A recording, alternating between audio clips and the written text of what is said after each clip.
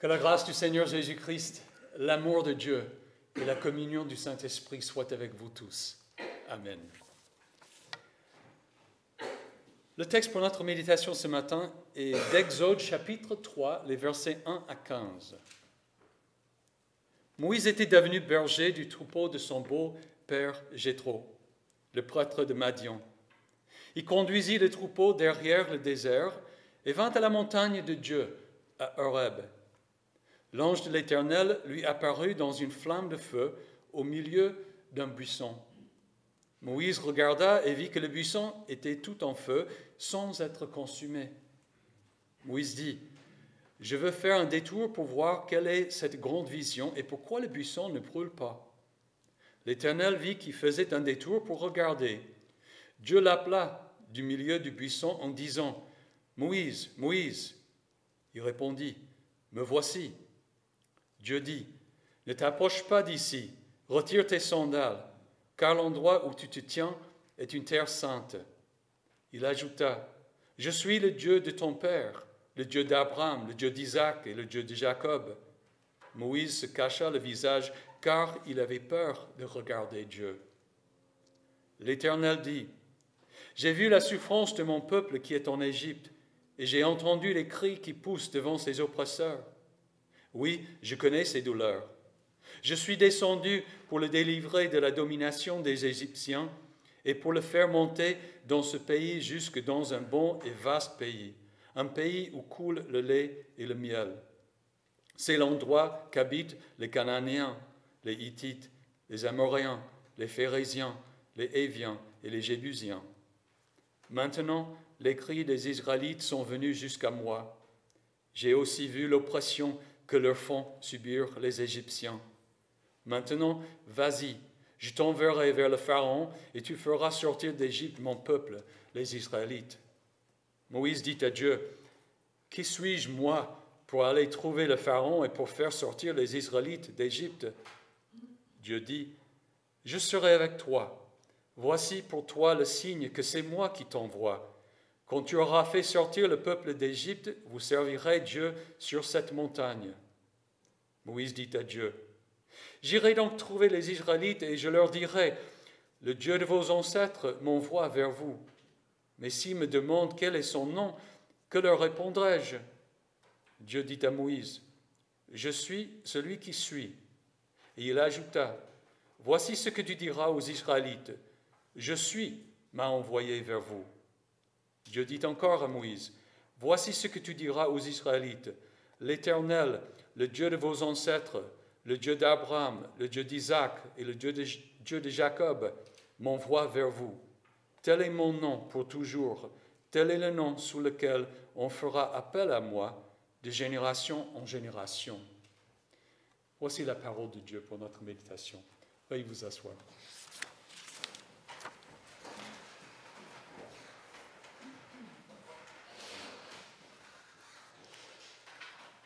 Nous venons de dire tout à l'heure dans le symbole de Nicée, pour nous, hommes, et pour notre salut, il est descendu des cieux. On ne peut pas trouver cette phrase précise dans la Bible, mais nous trouvons certainement ce qu'elle exprime. Le fait que Christ est descendu du ciel pour nous sauver. En effet, ce récit de l'Exode nous prépare à déclarer cette vérité.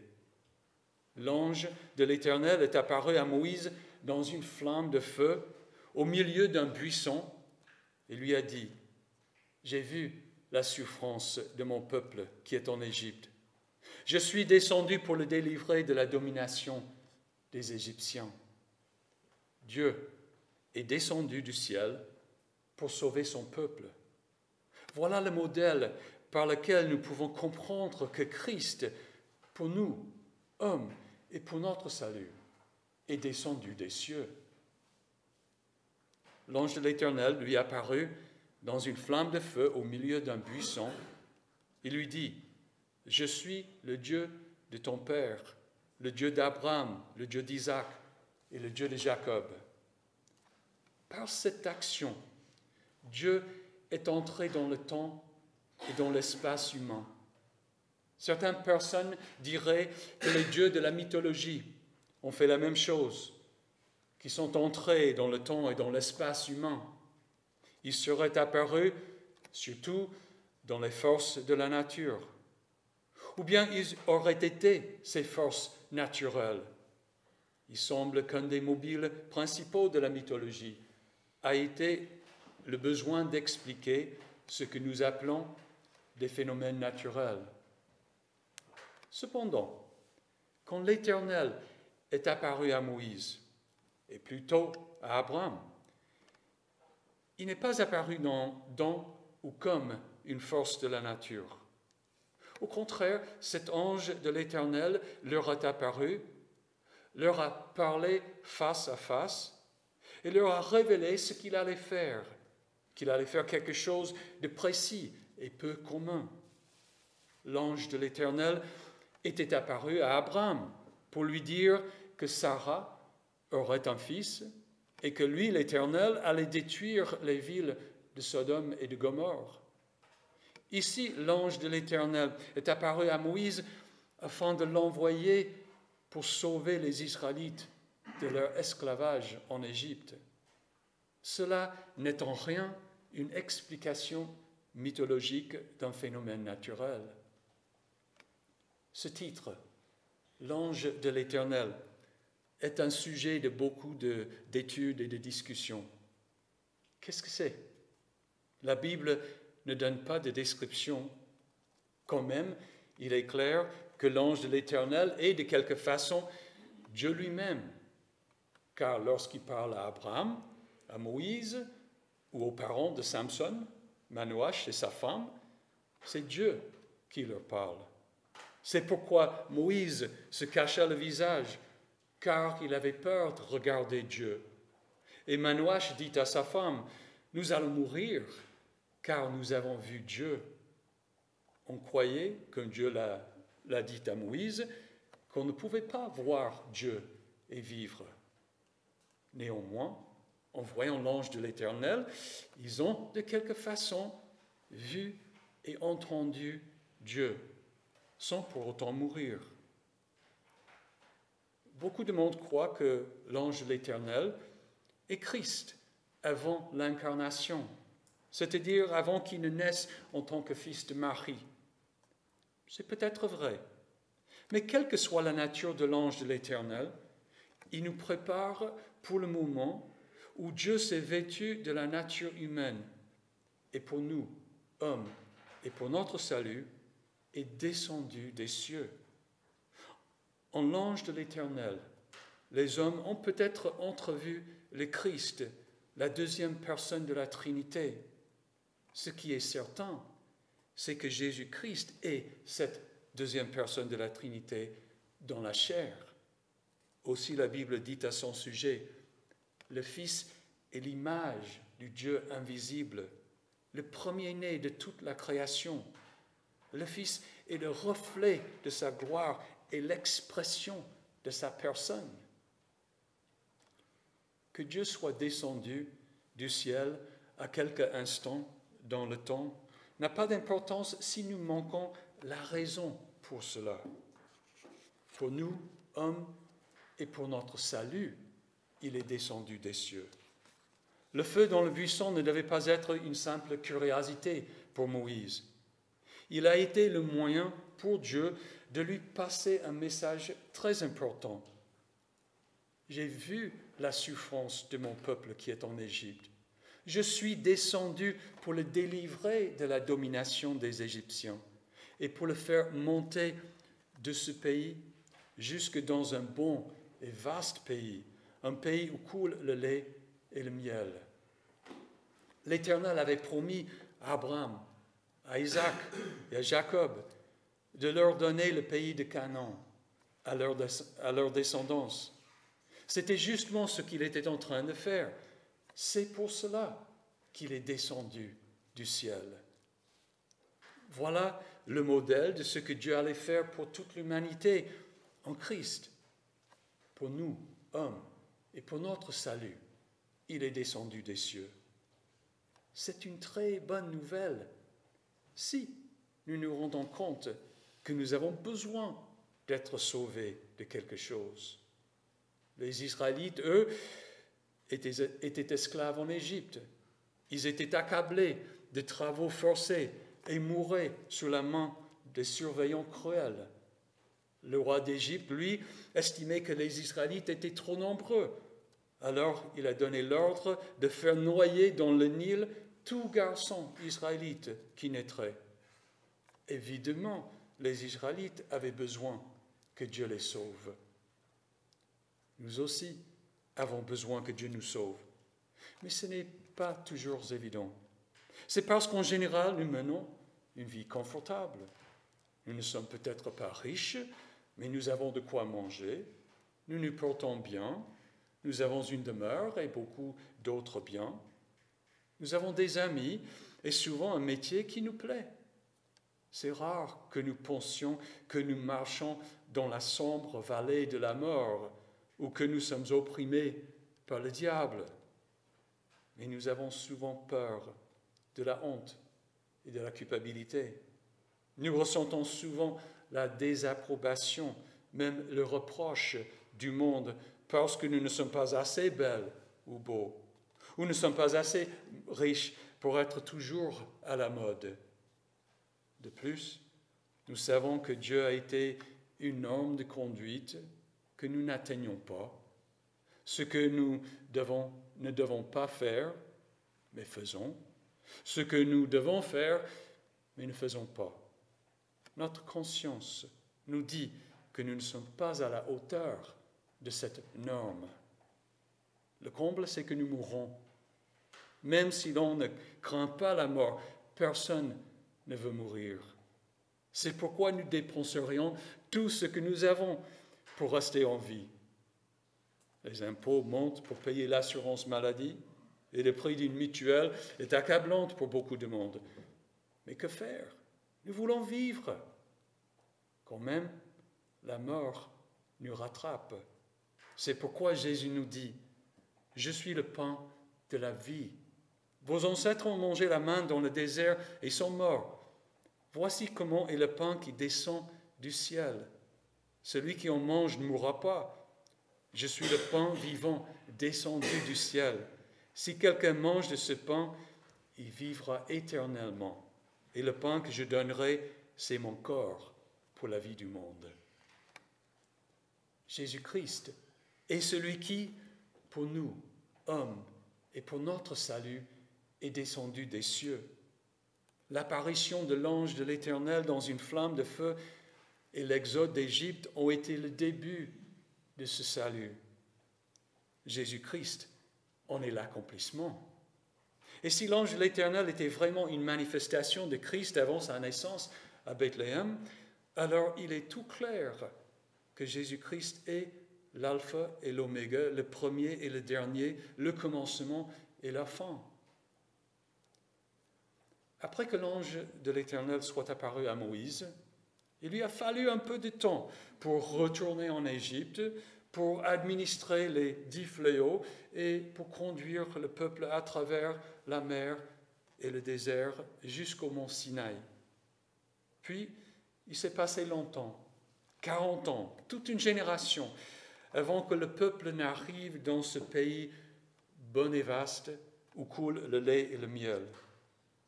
Ce fut pour eux un temps dur. Et même après leur arrivée au pays de Canaan, la vie n'était pas facile. Ils ont dû combattre les habitants pour prendre possession du pays et pour le retenir. Pour cela, ils avaient besoin de la présence et de la bénédiction de Dieu. Aussi, Dieu leur a révélé son nom, le nom par lequel on devait faire appel à lui. Dieu dit encore à Moïse, « Voici ce que tu diras aux Israélites. L'Éternel, le Dieu de vos ancêtres, le Dieu d'Abraham, le Dieu d'Isaac et le Dieu de Jacob m'envoie vers vous. Tel est mon nom pour toujours. Tel est le nom sous lequel on fera appel à moi de génération en génération. » Moïse n'a pas demandé le nom de Dieu parce qu'il attendait que les Israélites l'interrogent là-dessus avant de croire que Dieu lui avait parlé. Pour cela, Dieu a donné à Moïse des miracles, des signes miraculeux. Il a demandé à Dieu son nom parce que, normalement, au temps des patriarches, une nouvelle révélation de Dieu sera résumée en lui donnant un nouveau titre. Yahvé, ou le titre que nous employons d'habitude, l'Éternel, était le nouveau titre pour Dieu à ce nouveau stade de l'histoire du salut. Dieu s'appelle « Je suis celui qui suis ». Moïse doit dire aux Israélites que « Je suis » m'a envoyé vers vous. Mais en fait, Dieu s'appelle par un nom plus long que Moïse doit raconter aux Israélites.